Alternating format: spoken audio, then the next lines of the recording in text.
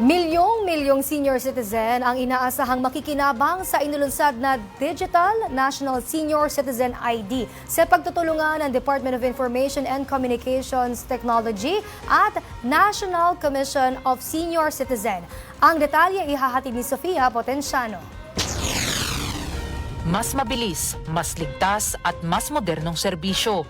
Yan ang hatid ng bagong Digital National Senior Citizen ID na maaaring makuha sa pamamagitan ng eGovPH app.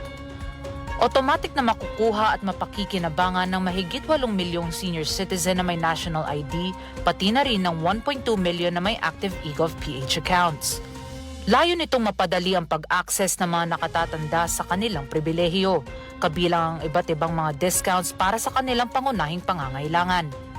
Pinuri naman ni House Speaker Martin Romualdez ang inisyatibang ito. Aniyang Digital NCS ID ay patunay ng pagtupad sa pangako ni Pangulong Ferdinand R. Marcos Jr. na gawing moderno ang pamahalaan at ilapit ang serbisyo sa bawat Pilipino.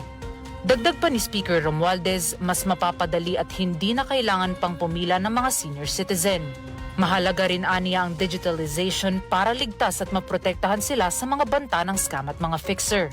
Hinimok din ni Speaker Romualdez ang DICT at mga pribadong sektor na palakasin ang internet connection at digital inclusion sa buong bansa.